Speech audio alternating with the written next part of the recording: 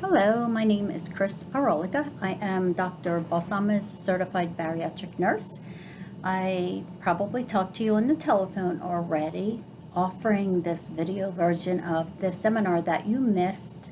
So hopefully this is as informative as it would have been if you came to the seminar today. So I tried to do the PowerPoint, but for some reason the brightness of the PowerPoint with my cell phone camera blurred the whole thing. So you're just going to have to look at me for about half an hour. I am going to email you after this the copy of the PowerPoint, so you actually have that, and the copy of this video if I can get it up on YouTube. So after today, after you view the video, you have to contact our office and tell them that you completed a video with me. Just say, I completed my seminar with Chris. That is what you say. To make your appointment to see Dr. Balsama, you need to see him to get started in the program. The requirement, of course, is to do the seminar first. So that's what I'm hoping to accomplish with this video.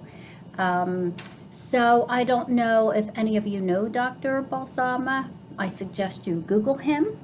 And that way you're going to find everything there is to know about him. He does have a Facebook page, a Instagram, Twitter, his website, drbalsama.com.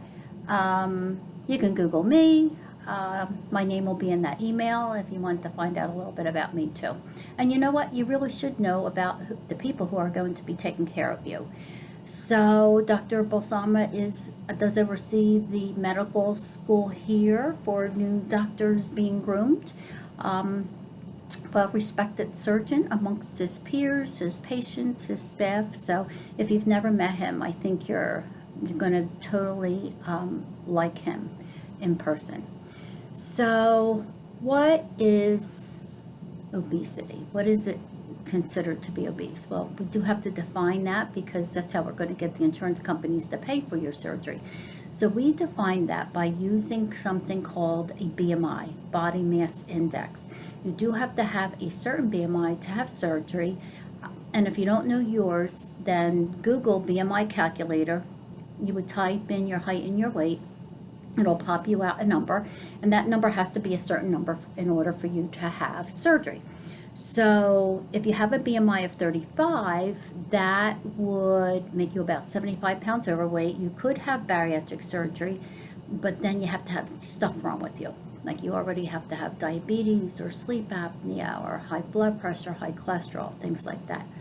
If you have a BMI of 40, and it's about 100 pounds overweight, we don't have to demonstrate that you have these things. Merely having a BMI of 40 gets you in the door with your insurance companies for surgery. There are other criteria that have to be met, but the very important one for today to get in to see the doctor is you must have a BMI of at least 35. You do have to be at least 18 years old for us to do your surgery at our practice. You have to have been overweight for at least the past 2 years. That's insurance dictated. You have to give us a history of what you've tried to do in the past to manage your weight, whether it's some portion control you did on your own or Atkins or even something formal lightweight like Weight Watchers. We will get a history from you. You do want to be prepared to take advantage of the education we are offering you. There are support groups the hospital offers twice a month, a pre-op class that you take right before your surgery. And all of your nutrition is done in the office by either me or Sandy, who is the other registered nurse at our office. Everybody will need to see a mental health person. You will get a list of names that you can choose from. Or if you have a mental health person in your life, that person can do an evaluation for you as well. You will be screened for a lot of things. Our blood work alone will let us know your state of health. And the whole purpose of all this screening is to get you as healthy as you can be to make it safe for you to actually have surgery. No current addiction, because addiction is another disease of chemistry, like obesity is a disease of chemistry. It's not just calories in and calories out. You can't get pregnant in the process because carrying a baby requires a certain amount of calories. We do know, and there's a lot of research to prove that a woman does carry a healthier baby a year after surgery, at least a year to a year and a half after surgery. Certain GI disorders may help the doctor decide what surgery could be better for you. So what's GI? Your GI system starts in your mouth. That's where digestion starts. Your mouth, your throat, your esophagus, your stomach, your small intestine, your large intestines. And we're going to take an x-ray for us to evaluate the status of your GI system. That'll let us know what surgery is going to be better for you. There are people in our office you will be interacting with. One is Kathy. She's the one that does all of our insurance work. She also does the surgical scheduling for the office too. I am a certified bariatric nurse and been a nurse for over 34 years. Sandy, who is our other nurse, also has been a nurse for a long, long time, so we have a lot of experience under our belts. So we are the three people that will be intimately involved with you as you try to get ready for surgery. And we want to make it easy for you. One of the reasons I offered to do this impromptu video is because I know life gets in the way. And there were a number of you who missed today, so I thought, you know what, life is getting in the way. So let's see if doing a video is going to make things easier for people.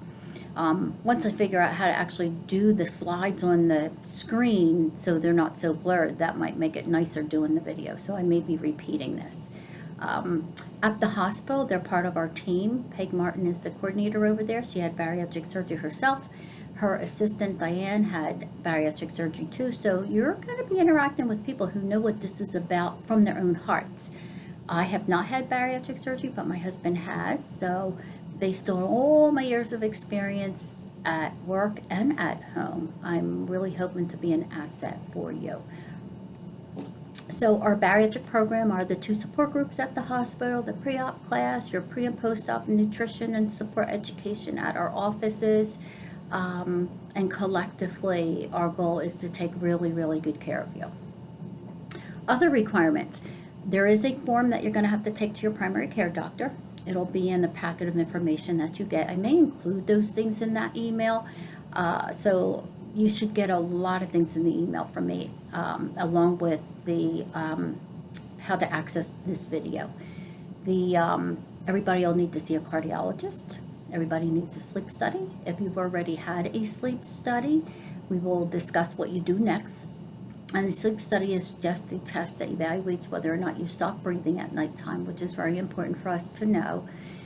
If the sleep test comes back that you have mild apnea or no apnea, then you're off the hook. But if you do have sleep apnea, a pulmonary doctor would need to be consulted to have that treated. Everybody gets their lab work done, their upper GI, which is that x-ray of your stomach and esophagus, chest x-ray, we're looking for the health of your heart and your lungs. We'll get a diet history from you, what have you tried in the past to lose weight. The psych eval, of course, you'll have to complete. Support groups are ongoing. You can access them. Don't even have to register ahead of time. Pre-op class you'll go to right before your surgery once you get a surgery date. One thing you want to do is just verify with your insurance company that bariatric surgery is definitely a benefit in your policy. That's the only call you're going to make to the insurance company. We get your authorization for surgery. So once you get the list of all the doctors you need to consult and the testing that you need to get done, your time to surgery will be based on how long does it take you to get through all these evaluations.